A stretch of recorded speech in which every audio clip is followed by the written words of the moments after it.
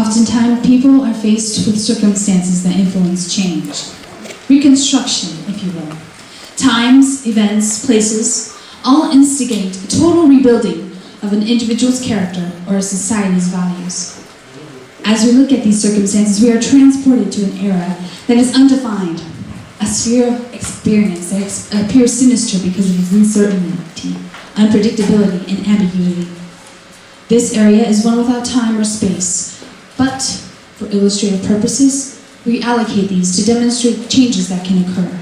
The place, Gomorrah and Simona. The time, 2012 AD. Ladies and gentlemen, you are now entering the repentance zone. Aș dori să ridicăm cu toți în picioare și în concluzie aș vrea să mulțumim Domnului pentru această seară. Haideți să mergem cu toți împreună.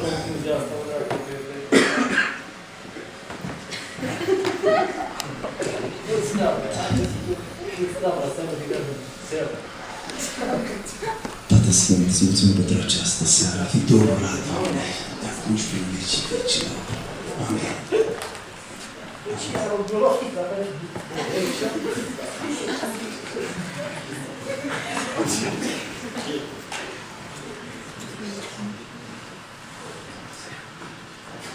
Tu!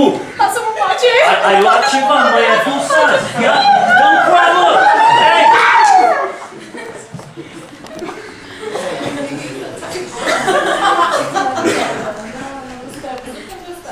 Nu mai are speranță. Trebuie să tot un timp de biserici. Da?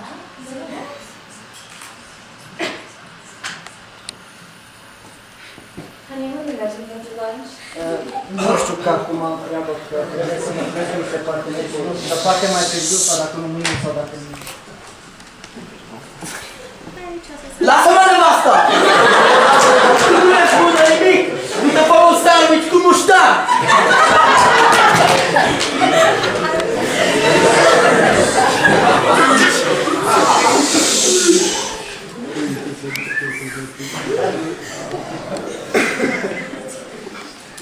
Băi, nu te-am mai văzut de mult, bă!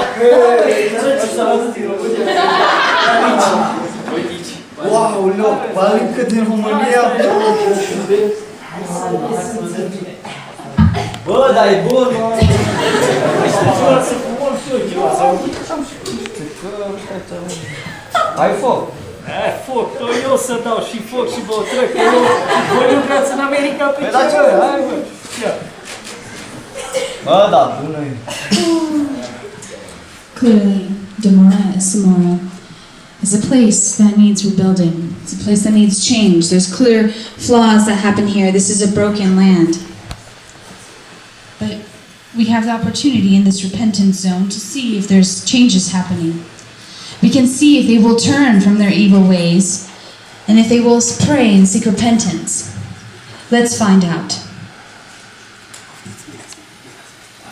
Pace, pastor, bine. Hai, noroc și pacea Domnului!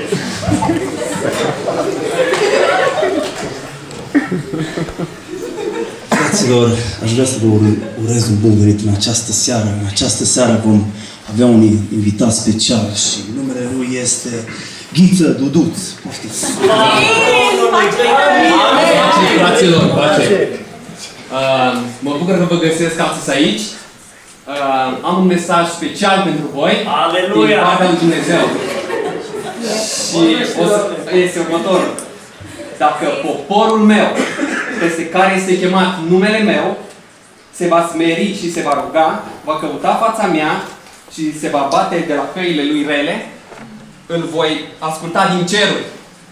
Îl voi ierta păcatul și voi tămădui țara. Vă invit acum să ne plecăm pe genunchi și să ne rugăm Domnului. Dacă cineva dintre voi este chemat în față să se predea Domnului, este o șansă pentru voi. Dumnezeu vă cheamă la pocăință, fraților. Domnul să vă binecuvinteze.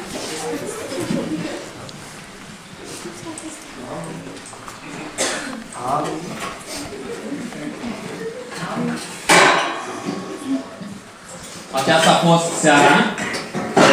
Mulțumim. Domnul să vă binecuvinteze. Draga mea, iartă-mă că tot ți-am cerut atâta să furi pentru mine. O mulțumesc!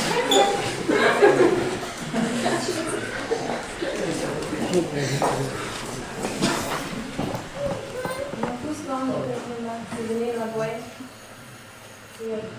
Să-mi cerem iertare pentru că noi de multe ori v-am făcut rău pe voi și...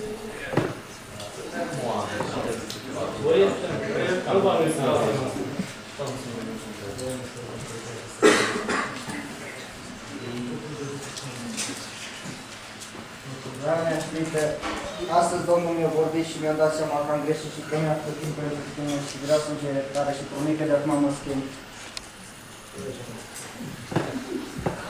Iartă-mă, dragă, că am fost un bărbat rău și eu nu am iubit pe tine cu toată inima mea.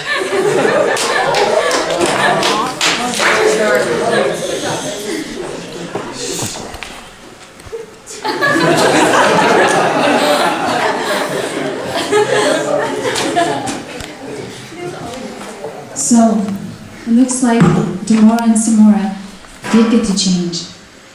They did humble themselves. They were called by the name of the Lord. They were Christians. They humbled themselves, they prayed, and they sought the Lord's face. They turned from their wicked ways, and the Lord then heard from heaven, forgave their sins, and healed their land. This land, which once was Demora and Samora, a land that was wicked in the eyes of the Lord, was now changed. They were then changed and became the Church of Philadelphia, which means brotherly love. Ladies and gentlemen, you have just experienced the era of the repentance zone. We are now exiting the repentance zone, and it is important to learn from this case study to understand that there is hope.